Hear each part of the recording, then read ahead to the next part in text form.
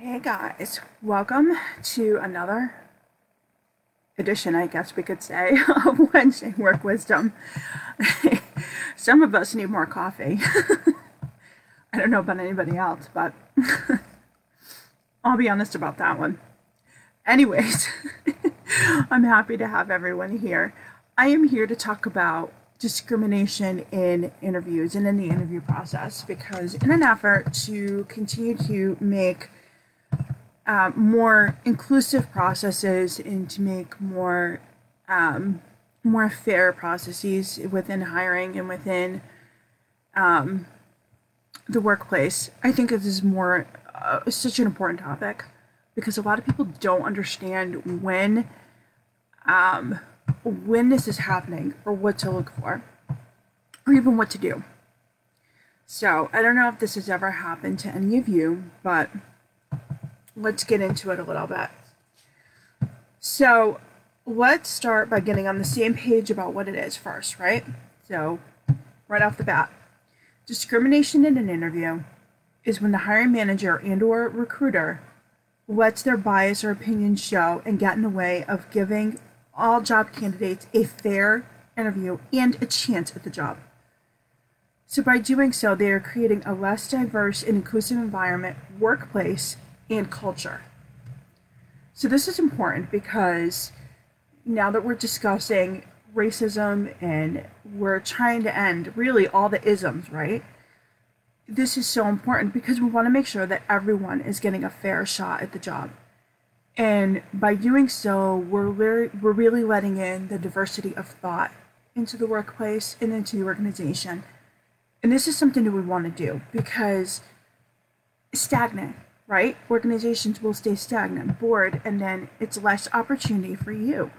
And that's not what we want. If we want to continue to end all of these things, we need to be actionable, and we need to put our money where our mouth is and really be on top of this. Because if not, then what are we doing? Everyone needs a fair shot, and it needs to not be about degree or what your degree is even in, not even whether or not you have one, but is it in marketing or is it in business or whatever. Is it about whether it's a 2-year degree, a 4-year degree? Is it about your previous work experience? What type of work experience? Is it just professional work experience, like in an office environment, or is it that you've done this exact job before? There's all kinds of things that they need to look at. What do you bring to that table that you can offer them? And that's so important. So now we know exactly what it is, right? Okay. So the truth is that even the most well-intentioned individual can be influenced by their unconscious bias. And if you don't know what unconscious bias is, it comes from our direct experiences that we've had through people, events, situations, our environments, indirect experiences like through stories, books, media, culture. So all of the things maybe that we've accumulated through life, all the things that we've grown up with, all of the things that we've learned. So this can be a problem in hiring and in creating employment opportunities, because if we're letting that get in the way, then we're not thinking about everyone else. We're thinking about who is like me, and that's not what we want. So, at times interviewers will make maybe some subtle assumptions about a candidate, and it's these little subtleties that can influence you either positively or negatively. And it's because of that our biases can make some inappropriate or even bad selection choices in hiring. And this is where, unfortunately, discrimination can happen and you, the candidate, can get narrowed out. But research has also shown that many hiring decisions are made within the first 5 minutes of an interview. First 5 to 10 minutes of an interview. And that's really important and crucial, because it means you haven't even gotten through half the interview yet. You haven't even gotten through the behavioral questions, and it's the behavioral questions that will really show how you can handle the role and how you can handle growing and things like that. Not even necessarily the tell me about yourself or talk about your strengths and weaknesses or all those, regular boring questions that everyone gets. It's all of the other ones. But if within the first 5-10 minutes, you haven't even gotten that far. So these decisions are not made on whether or not the person's qualified or capable of performing the job, because you haven't even gotten to that point of the interview yet. These decisions are made on first impressions, which means that they can be made on unconscious bias. So this can be referred to as social categorization, and this is when we routinely and quickly sort people into groups. So we'll just immediately in our minds categorize them and put them into groups in our heads. And there's a big problem with this in hiring, because that means that the categories that we use to sort people are not necessarily logical, modern, or even legal, because this shouldn't be happening. So there are several types of common biases that can occur in an interview. But this is an awful lot of information to go through in just a live video, so in order to make it actionable, what I want to do is think about how you should respond if you think you've been asked an inappropriate or even an illegal question. So sometimes the questions are asked out of genuine curiosity and have no ulterior motive. So sometimes the interviewer is trying to build rapport with you. And in building with that rapport, they're trying to ask you, does this person have any children? Or, is this person like me? Do we have something in common that we can talk about so that I can get them to a place where they'll open up and we can chat? That's how some people try to build rapport. It's also done in sales. So this is a tactic you may have heard about or may know about, but at other times they represent biases that the employer may or may not be aware of. And you have to be careful, because they can do this very, very subtly and not doing it on purpose. So the way that you respond depends a lot on the dynamics of each exchange. So for instance, the question, do you have any kids, like I just said, might be asked as a way for an employer to find something in common with the interviewee, or as a means of gauging whether or not you can be relied on, or whether or not you plan on taking any extra hours or any extra time off, or what your plans are in the future. So what you first need to do is listen. And I know that's hard, because we think we hear one thing, but this is the one thing. We're hearing, but we may not be listening. And there's a difference there. We have to decode the question. What is it that they're really asking? So for instance, if an interviewer is asking about your background, are they just curious, or is the question motivated by that personal bias? So the chances are you can get a pretty good sense of his or her intentions, but if you feel uncomfortable, remember, you're under absolutely no obligation to answer the question. You can always end an interview if you want to, but if you end it early, you remember, you're not going to get the job. So you have to be truly uncomfortable. So your best tactic is to avoid the specific answer in favor of one that's relevant to the job. So when asked about your ethnicity, you could say something like, well, if you're wondering, I'm legally authorized to work in this country. The answer is yes. Or if appropriate, just say, I'm American. Try and keep it light. You don't have to directly answer the question, because they should not be asking you that. So often employers can discriminate against candidates who seem too old or too young. And I hear a lot of that from candidates, but sometimes this information can be used to easily discern by simply looking at your resume. Take a look at how much experience you have.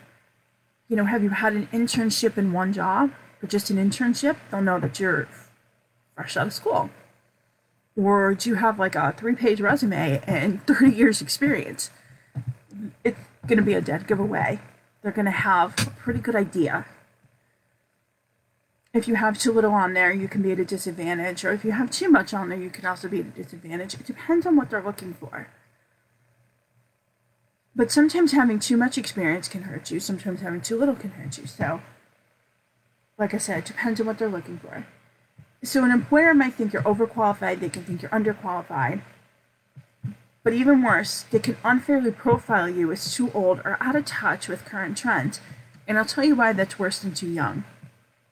Because as soon as they start to immediately discard you as too old, they can think that you cannot do the job at all. And that's way worse. Because then you'll find it harder to get one at all. Being too young, someone will always give you a chance and will let you learn. If you're too old, they try to think that you're just going to retire, you're going to leave, and this person cannot do the job. So they don't know the technology, they don't know what the current trends are, they're not going to be a good fit at all. In other words, they could be dated completely out of the industry. And that's worse. You don't want that. But in all reality, what we know is this. Age isn't any of their business. What we know is their business is your qualifications, your experience, your skills, all of those things, all of the things you can bring to the table. They have to speak for themselves, period. Everything else, race, gender, ethnicity, religion, whatever, none of it plays a role. But if any of these questions should come up, you have to try to reframe the conversation, so that it's relevant for the job. For instance, you can answer the question, are you looking for somebody with a specific number of years of experience? You can answer the question with a question. But listen to your gut and don't ever feel pressured into revealing something you feel uncomfortable about. Because then chances are, if you feel uncomfortable answering that, you're going to feel uncomfortable working for this organization too. What they're doing is showing you really who they are. And if you're uncomfortable at that point, you have to think about how you're going to feel in 3 weeks, 2 months, 3 months, 6 months, 2 years, 6 years, whatever, if you should get the job. And it's going to be 100 times worse, because it's just a sign of their corporate culture. Because if something like that was tolerated by a recruiter or a hiring manager and is blatantly illegal, and they're looking for illegal information and not just trying to chit chat with you, then it shouldn't be tolerated. So you have to think about, do you really want to work there? Maybe what you read on social media, heard from a friend, maybe what you heard about that company is not 100% true. So you have to think twice. So you have to continue to work and find who matches who you are and who will value diversity and continue to value you, because that's the most important thing. If an employer cannot value you and who you are and what you bring, you're going to end up on the job hunt again. And I can guarantee you that, because I've seen it. So what I'm going to do is leave a link in the comments. And if someone would like to talk, if you're having trouble getting interviews, if you're having trouble getting job offers, schedule. Let's talk. If you're finding that someone you think might be discriminating against you, obviously I'm not a lawyer, but we can help you find someone who will value you. You don't have to put yourself down. And especially now during the pandemic, because you might think jobs are scarce, you might think that you have to take the first thing that comes, you might think you have to put up with it. There's no need for that. They don't always have the upper hand. You do. Think about this. You are interviewing them too. And I always tell my clients that looking for a job is kind of like dating. You're courting each other. And if you're not happy with the other person, you can always let go. You do not have to take a job offer. You do not have to go through with an interview. And you do not have to put up with bad treatment. So I want you to go forward. Remember that. And continue to take care of yourself, your family, and stay healthy and stay well. And if you have any questions, you can always shoot me a message.